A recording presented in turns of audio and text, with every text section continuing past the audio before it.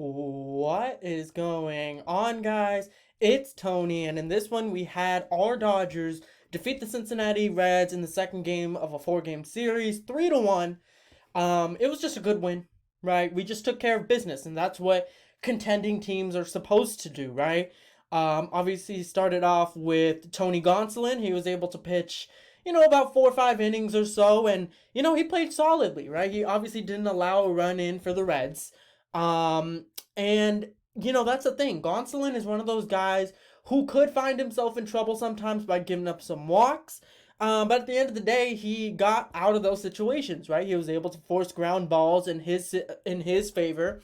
He was able to get flyouts also in his favor. So Gonsolin with another solid outing. Obviously, last game he played was against Colorado. 1 run he gave up, which wasn't even his fault, in 4 innings. So kind of back to back good outings for Tony Gonsolin. Obviously we just need to give this guy a full season, get him fully healthy this whole season. He definitely has good stuff, right? I mean, you see the type of pitches he throws, a splitter. I mean, he has good stuff. And if we didn't believe in him, he wouldn't be on this roster, right? Because there's a reason why Tony Gonsolin is still being kept by our team. Now, is he going to be it remaining as our number 4? I think so. I could definitely see that unless Trevor Bauer somehow returns, which I don't know if it's going to happen. But Tony Gonsolin, good game. I'll give him it. Obviously, your Reds team, not so good, but they do have a couple pieces here and there that could hit. But overall, took care of business, and that's what a good pitcher's supposed to do. So good job for Tony Gonsolin, and then Tyler Anderson coming in, 4 innings and just 1 run. So definitely someone you can rely on to give you some of the bulk innings after Tony Gonsolin leaves. So I kind of like what Dave Roberts is doing, right? Putting in Gonsolin, knowing that, okay, let's build him up slowly. So he gave him like 4 innings. And then same thing with Tyler Anderson. You know what? He's a capable pitcher. Let's also give him 4 innings. And then obviously Craig Kimbrell, just the cherry on top, man. He is just a reason. It goes to show you why, obviously getting rid of Kenley Jansen, right? We needed a closer.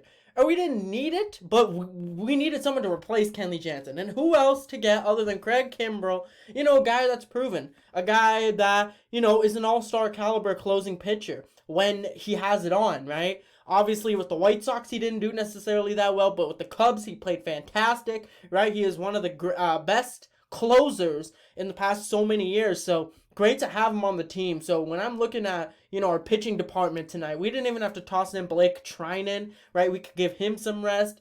So overall, it was just a good win from our pitchers. They took care of business, right? So good for them. Now, as far as our batting is concerned, right?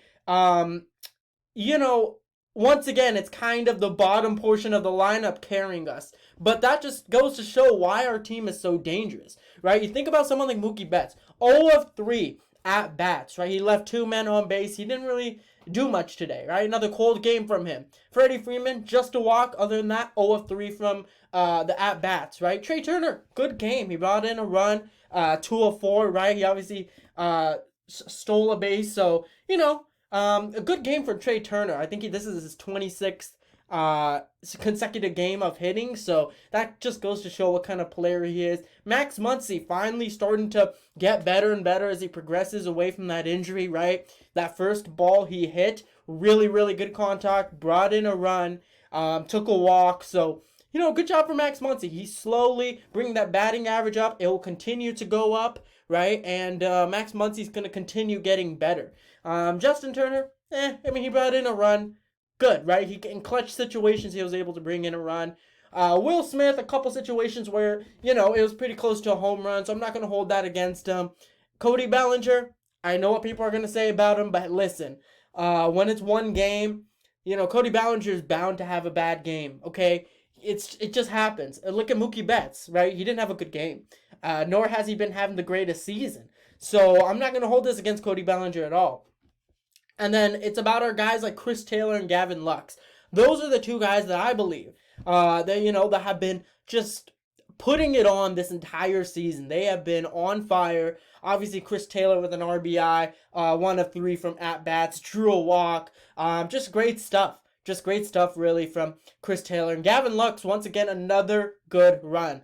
He brought in 2 runs, right? 2 out of 3 from at-bats, drew a walk. He's been batting 381 this season so far, and granted, it's only been 7 games, but still, when you can start off that well, it does so much for your confidence moving forward. So, good job for Gavin Lux, man. That was a good game from him, for him to just continue progressing, because he's very disciplined at the plate. He can always get better. Obviously, defensively, he's taken a step up as far as I'm concerned in terms of what I've seen, right? So, there's that. But overall, it's just a solid win, right? I'm not going to get too crazy about it, nor am I going to get too low on it, because, these kind of games are supposed to end up like this. The Dodgers are supposed to win these kind of games. Now, they can have exceptions of losing, every now and then to these kind of teams, but for the most part, they should be winning these games, right?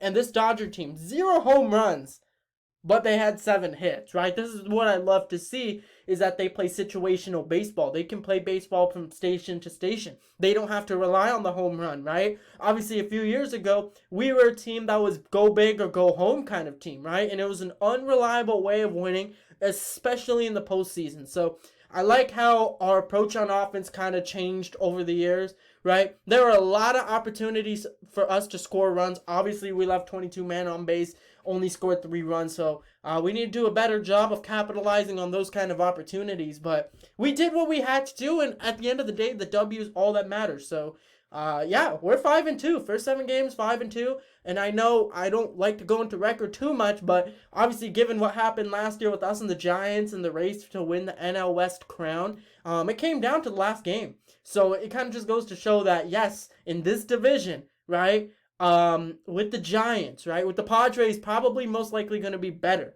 Even the Rockies, not too shabby of a team. Every game is going to count, and we saw how it affected the Dodgers last year.